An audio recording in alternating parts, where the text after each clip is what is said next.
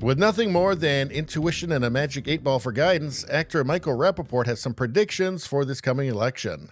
Hint, there will be crying, and he's not going to be the one doing it for once. Okay, so he has had a very big change of heart on the politics front.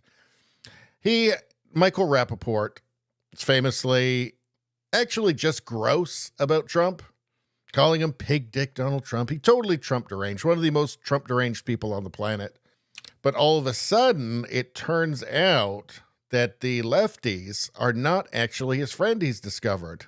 As he found out with all of these, with the Palestinian protests everywhere and what's happening on universities. And, you know, there's a chant that he considers to be genocidal. I think is reasonable to think. You know, it's going to be. But he's found out that the people that he thought were his group are not actually his group. And they actually, a lot of them actually hate him. So let's see what he has to say after his awakening. And by the way, he's still horrible. He's still an awful person, but it's just amusing to see a leftist kind of wake up to reality.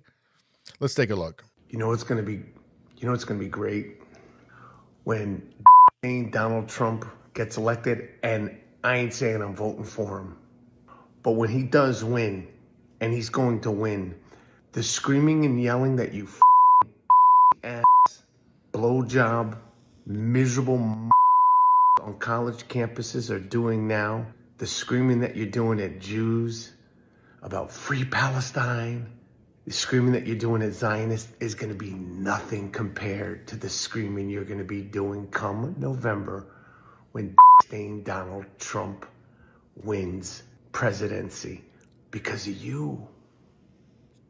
Because of you. And historically, Google me. You know how I feel about Donald Trump. But it'll be worth the screaming, the crying, and the yelling. I can't wait to see those protests come November when Donald Trump wins because of you little blowjobs. Yeah. You know it's going to be. So he's a charmer, right? But what's happened is he's woken up, and I can tell you, just in Canada, protesting at a Jewish hospital, like harassing like Jewish business, like a bakery, going to Jewish neighborhoods to protest. Like last time I checked, Canada wasn't in Israel. Completely different country, really far away, right? I mean, I don't have a Middle East peace plan. I can tell you that much, okay? But what I do know is that Canada isn't in the Middle East. I do know that. That's probably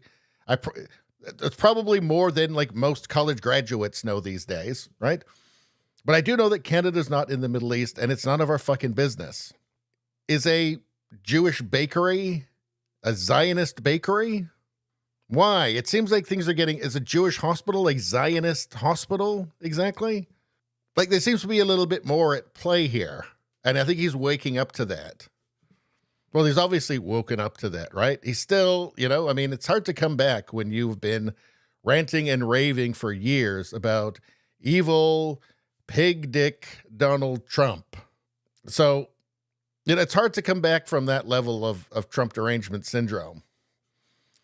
But, I mean, he's obviously realizing his friends weren't really his friends after all. And I always say, like, look, the woke have no friends. The far leftists have no friends. They just have people waiting to denounce them.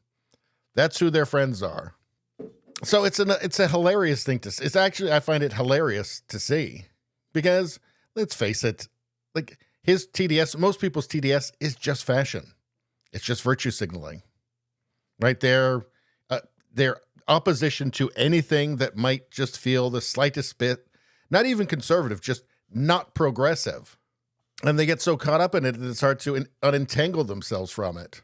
Even when they realize, again, none of these people were their friends all along, ever. Let's see what X had to say about this, formerly Twitter.